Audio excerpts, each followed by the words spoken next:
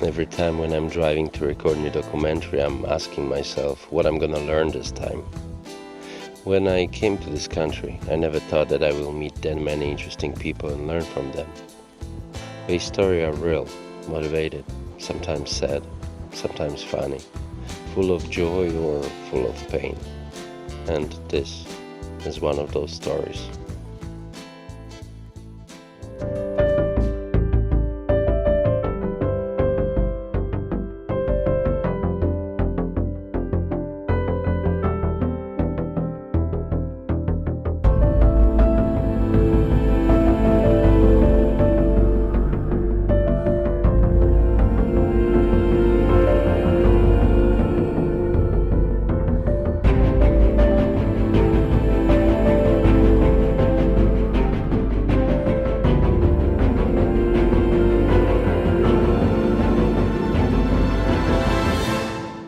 When I first found out my brother had diabetes, he was young, and I really thought it'd be one of those things that he would grow out of with the right medications and diets.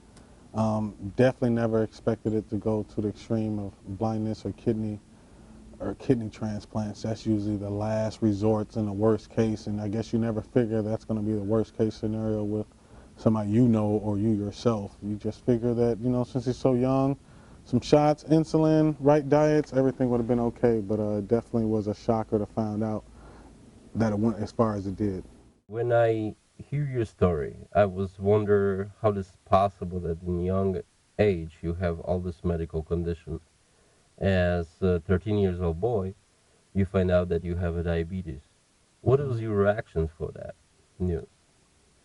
Initially, I don't think I had a reaction, and Mm-hmm. when I finally did react to it, I think it was that of a 13-year-old. I didn't appreciate what diabetes can do to you. I just looked at it as, Mm-hmm.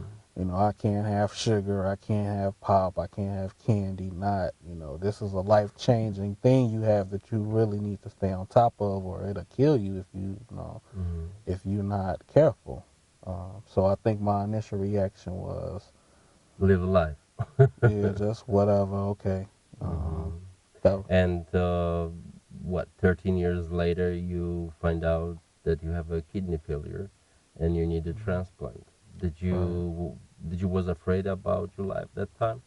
I was. Really? hmm How this happened? What's happened? Tell me your reactions. How did your family react? Well, at first, I didn't even realize that it was that serious. I was Mm-hmm. just sick a lot and, throwing up and just not feeling well. Mm-hmm.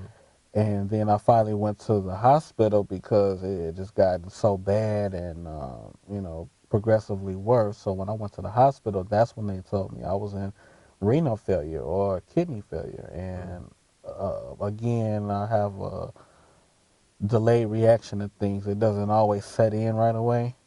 So at first, I had that same la-di-da attitude as when I was diagnosed with diabetes. Oh, okay, well, I'll just deal with it. But again, I didn't understand how serious it was and how many vital functions that your kidneys play. So I wasn't really taking it seriously yet Mm-hmm. again. And as far as my family is concerned, initially, I don't know if they understood the severity of it, but Mm-hmm. they seemed to be, bothered by it, and of course, probably didn't want to see me have to go through that. But hopefully, it's taught them to take care of themselves and, not end up in this situation because once it happens, it's done and it changes your life. Did you have a kidney transplant? Yes, I did. Who was the donor? Um, How did you guys find out donor? well, what happened was in early 2010, myself, along with my mother, my brother, and my sister, Mm-hmm. went to the hospital to be tested. And my mom and my sister was a match. And my sister, Raven, actually volunteered to donate her kidney. Kidney transplant, even just the seeing who was able to do it for him. I mean, that was a big step. We all had to go down there, me, my brother, and my sister. I mean, me, my mother, and my sister, to see who basically was compatible with him, and it would end up being my sister, and that's a life changer right there. Everybody knows that one less kidney can definitely maybe shorten their life a little bit. I mean, the surgery alone itself was a dangerous surgery for both of them. Definitely is something that's a life changer for me and our family. Basically, diabetes caused you losing your vision, right? Yes, And you right now 100% blind. that's correct. Tell me something more about it. How you find out that you're blind, gonna be blind. Um, Around the same time, I was having the kidney issues. My vision started to get blurry. Mm-hmm. I initially thought it was just, oh, I need a new prescription because prior to me losing my sight, I wore prescription contacts. So I thought I just needed a new prescription. I need my eyes checked. I had been on the computer a lot, so I just needed a break. I certainly didn't think I was going blind at that point, and even after my ophthalmologist told me, this is pretty serious. We need to get you to a specialist because you could lose your sight.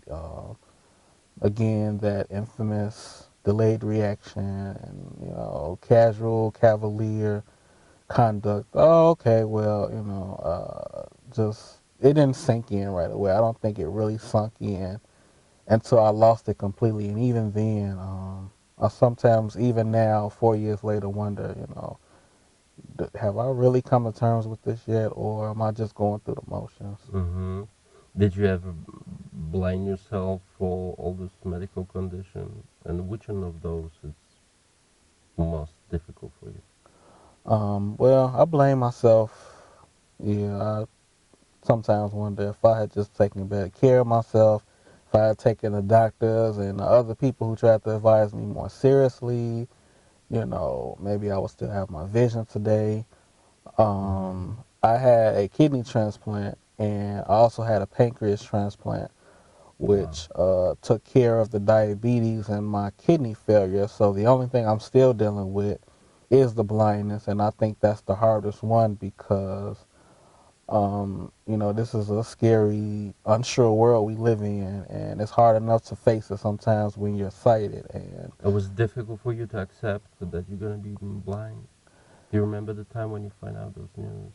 How difficult was it for you? Because well, actually, when the last time I was able to see, I was having a retina surgery. And the last thing I remember was them putting me under the anesthesia. So when I woke up from the surgery, technically, that's when I was blind. So initially, I didn't have a reaction. And mm-hmm. slowly but surely, I think it sunk in. You really can't see what's in front of you anymore. Wow. Yeah. Emery, what is your first thought when you wake up every morning? Well, obviously, I'm thankful to be alive another day. And I just sit and try to plan out my day and decide what it Mm-hmm. is I need to do and how to go about doing it. And normally after that, I get up and I start my day. Whether I brush my teeth, wash my face, get coffee, fix me something to eat, check my phone for messages, or The regular start of the regular life. yeah. I see.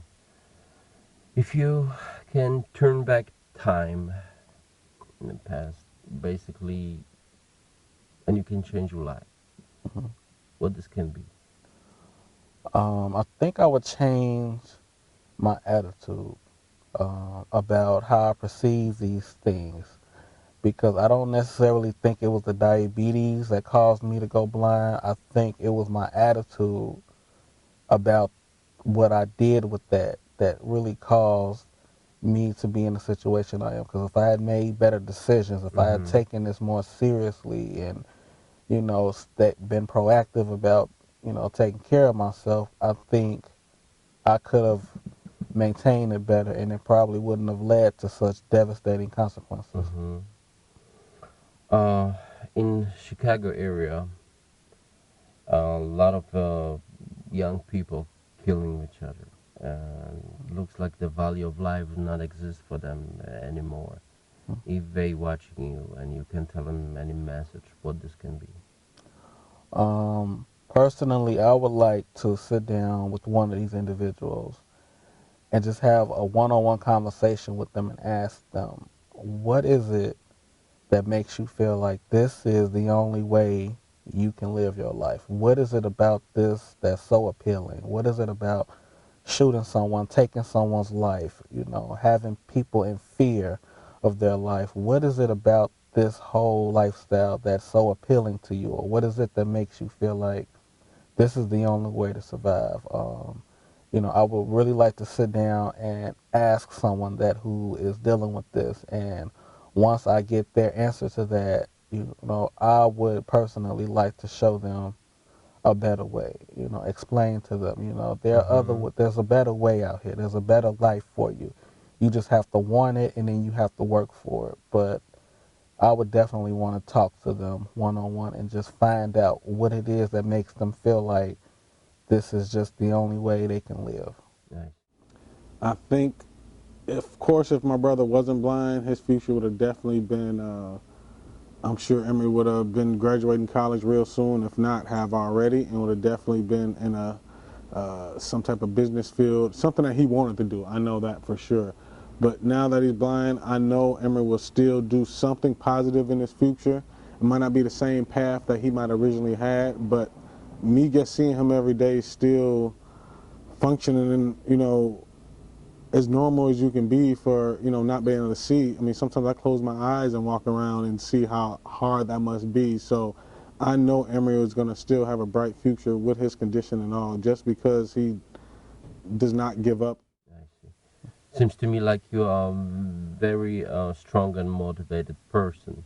What motivates you in life, and what is your future goal that you would like to accomplish in your future? Well, the thing that motivates me is probably my surroundings, from my family at home to my extended family, my friends, members from the support groups that I go to, just people I interact with on a daily basis, people that I necessarily don't Mm-hmm. even know. That's pretty much where it comes from all around me. It really does. And as far as my aspirations and goals in life, basically, I just want to live a normal life. I would like to go to school to become a clinical psychologist. I think that's something I would be good at. I think my calling is to help others, and I think that would really be good for me. But ultimately, I just want to live as normal a life as possible. Wow, that's amazing. Emery, thank you so much for sharing your story, and I wish you the best. And thank you. Thank you, no problem. The most amazing thing is that he's definitely didn't just lay down and give up when he, realized he lost his vision. I mean, he wanted to go to the next step and realize what can he do to make it so it'd be easier for him to still function as a normal person without this vision. And even further than that, he wants to do more things than an average, maybe blind person would want, with just being happy to live. I mean, he wants to be able to do Facebook and post pictures and post posts. And like I said, you wouldn't even know my brother was blind if you didn't know him. You just knew him through Facebook, because he still interacts the same way as you would. So it might be a little bit harder for him, but his end results is he gets to post what he wants to say. And he might need some help to show the right pictures, but that's what I'm saying that makes him special to me, that he wants to still do that stuff and not just be happy with listening to TV. He wants to do a lot more than that.